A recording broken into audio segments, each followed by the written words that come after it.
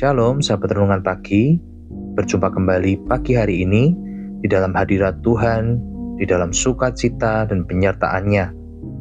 Kita rindu pagi hari ini setiap firman Tuhan yang kita dengarkan menjadi rema dalam kehidupan kita dan boleh berbicara langsung untuk setiap kita pribadi lepas pribadi.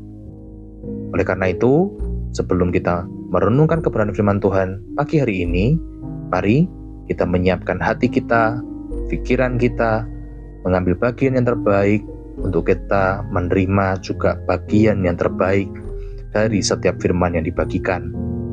Mari sama-sama kita mau memulai perenungan firman Tuhan pagi hari ini dengan berdoa.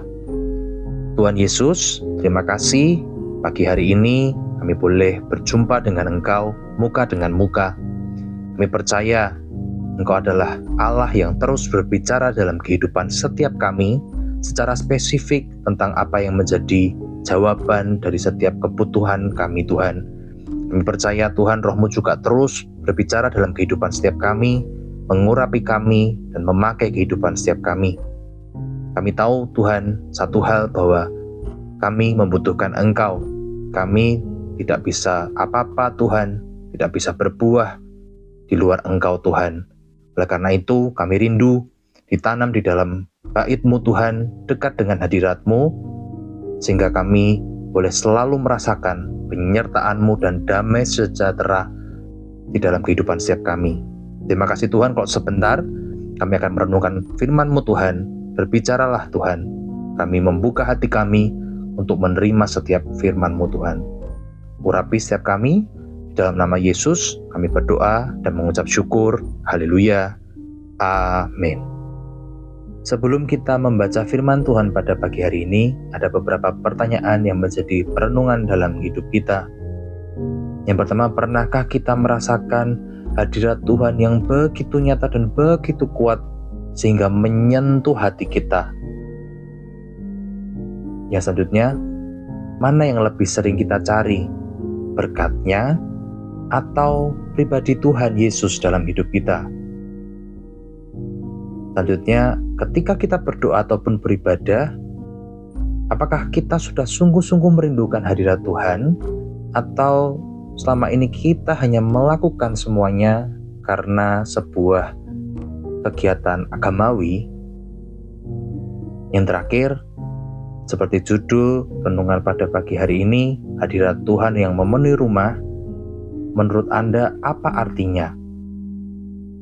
Apakah itu berarti tentang gedung gereja, keluarga kita, atau hati kita? Mari sama-sama kita akan merenungkan firman Tuhan pada pagi hari ini dari kitab 2 Tawarik 7 ayat yang pertama dan kedua.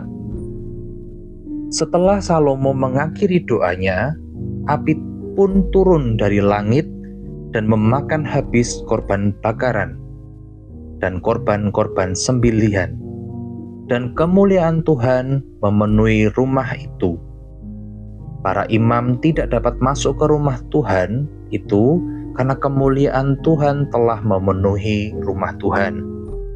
Mari kita boleh baca bersama-sama 2 Tawarik 7 ayat yang pertama dan kedua. Setelah Salomo mengakhiri doanya, api pun turun dari langit dan memakan habis korban bakaran dan korban-korban sembelihan, dan kemuliaan Tuhan memenuhi rumah itu.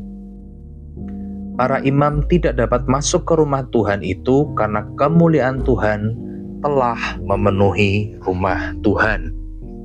Amin. Ada sebuah kisah tentang seorang anak kecil yang setiap minggu datang paling awal ke gereja. Ia selalu duduk di tempat favoritnya, kemudian menunduk dan berdoa, berkata kepada Tuhan, "Tuhan, aku ingin Engkau hadir di sini lebih dulu daripada siapapun." Suatu hari Minggu, ketika itu hujan deras, waktunya untuk beribadah, tapi jemaat belum datang, anak ini ternyata sudah datang yang paling pertama. Walaupun kondisi tubuhnya basah, ia melaju ke tempat favoritnya, menatap bangku-bangku yang masih kosong, dan kemudian tersenyum kecil melihat ke atas sambil berkata, "Aku tahu Tuhan, Engkau sudah hadir di tempat ini." Anak ini tidak membutuhkan musik, lampu, ataupun keramaian orang. Yang ia rindukan hanyalah hadirat Tuhan. Dalam 2 Tawarik pasal yang ke-7, Raja Salomo baru saja selesai mendirikan bait Allah. Ia berdoa dengan penuh kerendahan hati, memohon agar Tuhan berkenan diam di antara umat-umatnya. Dan kemudian sesuatu yang luar biasa terjadi. Api turun dari langit dan kemuliaan Tuhan memenuhi rumah itu. Bayangkan pemandangan itu, nyala api suci turun di tengah umat Tuhan. Para imam tidak sanggup berdiri karena hadirat Tuhan yang begitu nyata. Seluruh bangsa Israel bersujud dan menyembah dengan sukacita. Itulah puncak dari sebuah penyembahan, ketika hadirat Tuhan memenuhi tempat dan hati manusia. Ada 3 pelajaran yang dapat kita petik dari kisah ini. Yang pertama, hadirat Tuhan datang ketika hati dipenuhi dengan doa dan kerendahan hati. Kemuliaan Tuhan tidak muncul karena bangunan yang megah, tetapi karena hati yang berserah.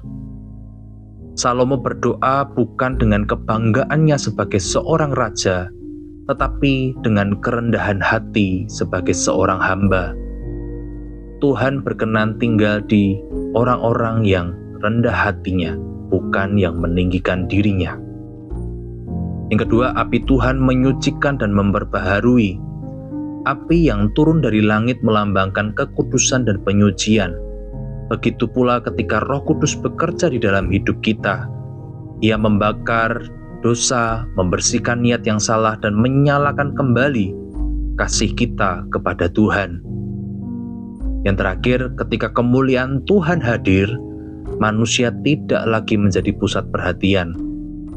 Para imam bahkan tidak dapat masuk ke rumah Tuhan karena hadiratnya begitu kuat. Ketika Tuhan hadir, semua ego lenyap.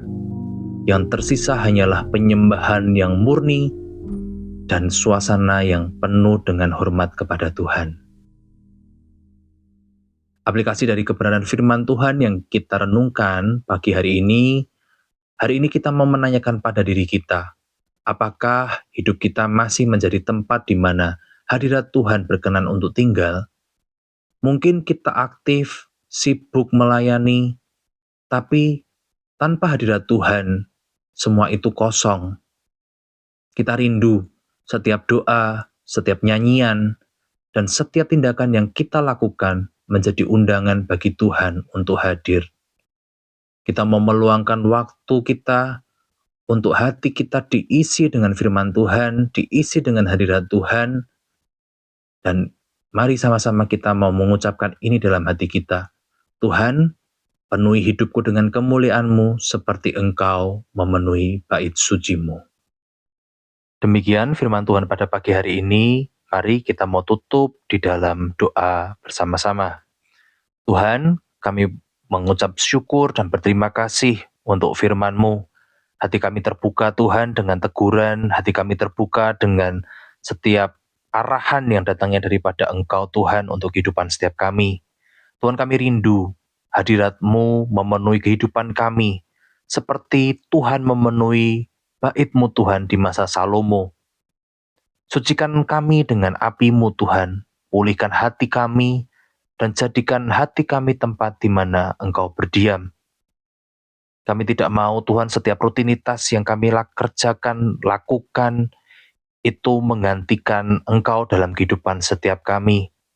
Kami mau hadirat-Mu yang begitu nyata itu kami alami Tuhan, di dalam pelayanan kami, di dalam saat teduh kami, di dalam pekerjaan kami, di dalam keluarga kami, di tempat dimanapun hari ini kami melangkah, dan Tuhan percayakan Tuhan. Saya percaya ketika ada hadirat Tuhan, ada mujizat. Ketika ada hadirat Tuhan, di situ ada pekerjaan tangan Tuhan, hati yang diubahkan, dikuatkan, terobosan itu akan terjadi untuk setiap kami.